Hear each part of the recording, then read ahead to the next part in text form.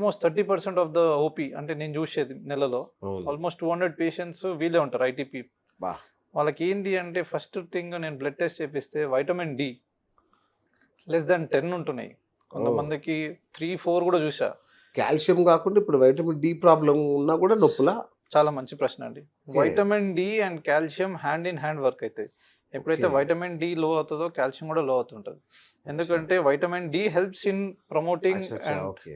కాల్షియంని తీసుకొని బోన్‌లో సేవ్ చేయడము, ఓకే. దాంతోనే బోన్ బిల్డ్ అవ్వడం ఇవన్నీ ఉంటాయి. ఓకే. సో అదొక కాంప్లెక్స్ థింగ్ దాంట్లోకెళ్తే. Okay. So vitamin D plays a major role in calcium depositing also in the right. Bones. Okay. So వీళ్ళు ఏమైపోయినారంటే సన్ ఎక్స్‌పోజర్ అనేది లేదు. అవును. ఫిజికల్ యాక్టివిటీ అనేది లేదు. సో వీళ్ళు ఈ టైంలో ఏమైపోతది మజిల్స్ అనేది ఎఫెక్ట్ అయితది. దాని యెస్. తర్వాత అది కంటిన్యూ చేస్తున్న కొద్దికి బోన్స్ కూడా ఎఫెక్ట్ అవుతాయి. ఓకే. సో వీళ్ళకి నేను చెప్పేది ఒకటి ఏంటంటే ఫ్రీగా దొరికేది మీకు సన్‌లైట్ ఎక్స్‌పోజర్. ఓకే. సో ఒక 30-45 మినిట్స్ మీరు నడవకపోయినా పర్వాలేదు. ఆ ఎక్స్‌పోజర్‌లో ఉంటే అట్‌లీస్ట్ వైటమిన్ డి అనేది పెరుగుతది. ఓకే.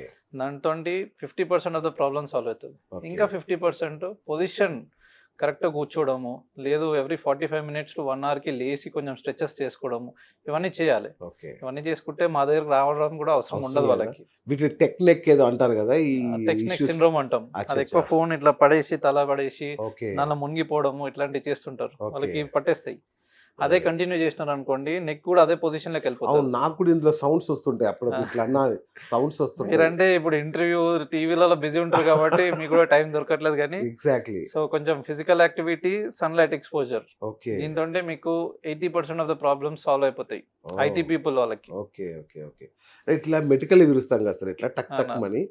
దీంతో కూడా ప్రాబ్లమా? ఇది కూడా చాలా పెద్ద సమస్య కారణం అది అవుద్దంటారు. చాలా మంది ఇట్లా చేసినప్పుడు సౌండ్స్ వచ్చినప్పుడు అవును. రిలీవ్ అయితారని యెస్. అవును. అనుకుంటారు. అవును. బట్ దాంతోటి ఏంటి అంటే అది క్రానిక్‌గా అయిపోయేసరికి దీని లోపట ఫ్లూయిడ్స్ ఉంటాయి. ఫ్రీ మూవ్‌మెంట్ కోసం. ఓకే. సైనోవియల్ ఫ్లూయిడ్ అంటాం. ఓకే.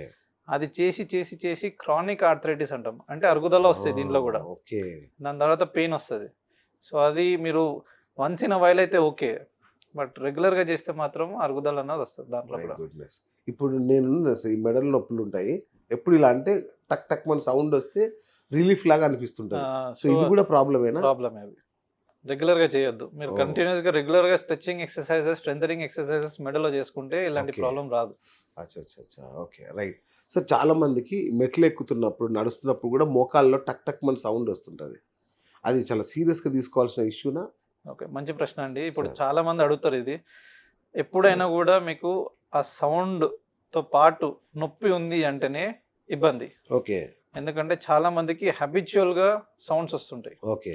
సో మెట్లెక్కుతున్నప్పుడు పెయిన్ లేకుండా ఓన్లీ సౌండ్స్ వస్తున్నాయి టక్ టక్ అని. అవును. దాని గురించి కంగారు పడాల్సిన అవసరం లేదు. రైట్. కొంచెం muscle strengthening, quadriceps, hamstring strengthening చేసుకుంటే సరిపోతది. ఓకే. బట్ దాంతో పాటు నొప్పి ఉంది, టక్ టక్ సౌండ్‌తో పాటు నొప్పి ఉంది అంటే మాత్రం కొంచెం అరుగుదల సూచనలు ఉన్నట్టు. So okay. అప్పుడు మీరు మాలాంటి డాక్టర్స్‌ని కన్సల్ట్ అవుతే ఎక్స్‌రేస్ గాని, ఎంఆర్ఐస్ గాని తీసి చూసి ఏమన్నా ప్రాబ్లమ్స్ ఉన్నాయన్నది చెప్తాను. ఇంకోటి సార్ చాలా మంది పెయిన్ కిల్లర్స్ వాడేస్తా ఉంటారు మెడికల్ షాప్‌లో తీసుకొని నొప్పులకి. హ్మ్. ఈ బోన్ నొప్పులకి. అది సేఫేనా? అది మన ఇండియన్ సిస్టమ్‌లో ప్రాబ్లమ్ ఉందండి. అదే ఫస్ట్ గదా! Thing yes. ఎప్పుడైనా గూడా ఓవర్ ద కౌంటర్ మెడిసిన్స్ తీసుకోవద్దు. అవును. పేషెంట్స్ ఏమైపోయినారంటే వాళ్ళకి ఫస్ట్ ఆఫ్ ఆల్ పేషెన్స్ అనేది లేదు. అవును. యాస్ ఎ సర్జన్స్ మేము సర్జరీస్‌లో ఉంటాము. కొంతమంది పేషెంట్స్ వెయిట్ చేయాల్సొస్తది. కరెక్ట్. కొంతమంది 1, 2 అవర్స్ ఎక్స్‌ట్రా అవ్వాల్సొస్తది. ఎందుకంటే మేము సర్జరీ షెడ్యూల్ చేసుకున్న తర్వాత అప్పుడప్పుడు మేము స్టక్ అయిపోతాం సర్జరీలో. అవును. కొంచెం డిలే అయితది for whatsoever reason. So patients wait చేయలేకపోతున్నారు. లేదు ఫైనాన్షియల్ కన్‌స్ట్రెయింట్స్ వల్ల వీళ్ళు ఓవర్ ద కౌంటర్ తీసేసుకుంటే అయిపోతది. కరెక్ట్. మెడికల్ షాప్ వాళ్ళకి తెలుసు గదా! అని అనుకుంటారు. సో నేనేమంటానంటే అప్పుడప్పుడు ఓకే. 1 ఆర్ 2 టాబ్లెట్స్ తీసుకుంటున్నారంటే ఓకే. బట్ రీసెంట్‌గా మాది వరల్డ్ కిడ్నీ డే అయింది. ఒక 1 వీక్ బ్యాక్. ఓకే. మా డాక్టర్లు గ్రాఫ్స్ ఏసి చూపిచ్చారు. ఇండియన్ పాపులేషన్ ఎట్లా రీనల్ ఫెయిల్యూర్‌లోకి పోతుందనేది. హ్మ్. హ్మ్. అది చూసి షాక్ అయ్యాను నేను. అంటే ఆల్మోస్ట్ 30% పెరిగినాయి కిడ్నీ ఖరాబ్ అవ్వడం. అబ్బా! అది ఎందుకు అని తెలిస్తే ఇదే over the counter medicines use చేయడము, ఓకే. తెలియకుండా టాబ్లెట్స్ తీసుకోవడం అనేది. సో మా నెఫ్రాలజిస్ట్ బాగా ఎక్స్‌ప్లెయిన్ చేశారు ఇక్కడ యశోద హాస్పిటల్ సికింద్రాబాద్‌లో. ఓహ్! మొన్న వరల్డ్ కిడ్నీ డే సెలబ్రేషన్స్‌లో వాళ్ళు చెప్తుండే. ఓకే. ఇట్లా అయితుంది. బట్ మన దగ్గర టెక్నాలజీ ఉంది.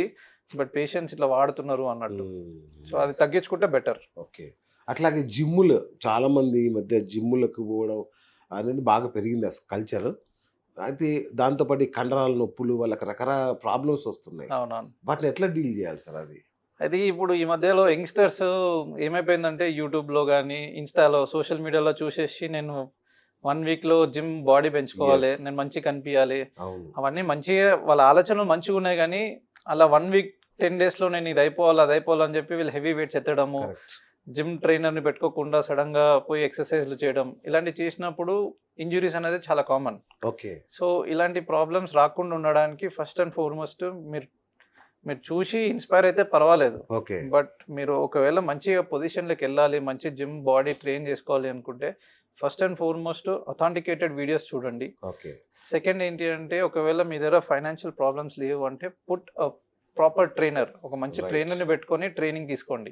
ఓకే. దాని తర్వాత మీరు చేసుకుంటే పర్వాలేదు. బట్ ఫస్ట్ అండ్ ఫార్మోస్ట్ ఇనిషియల్గా స్టార్ట్ చేసినప్పుడు మాత్రం మంచి ట్రైనరు లేదంటే అథాంటికేటెడ్ వీడియోస్ చూడడము. అది. అండ్ మోస్ట్ ఇంపార్టెంట్ ఏంటి అంటే మీరు ఎక్సర్సైజ్ చేస్తున్నప్పుడు వార్మప్స్ అంటాం. మీరు అవును. పోయి సడన్గా ఎక్సర్సైజ్లో నేను 10 Correct. కేజీలు అవును. ఎత్తేస్తాను, డెడ్ లిఫ్ట్స్ చేస్తాను అంటే ఇలాంటి ఇంజురీస్ వస్తాయి. ఇవన్నీ అవాయిడ్ చేయాలంటే అట్లీస్ట్ 20-25 మినిట్స్ వార్మప్ ఎక్సర్సైజెస్ అంటాం. కరెక్ట్ అండి. చాలా ఇంపార్టెంట్ సార్. ఎందుకంటే 2-3 ఫ్రెండ్స్ కూడా చనిపోయారు.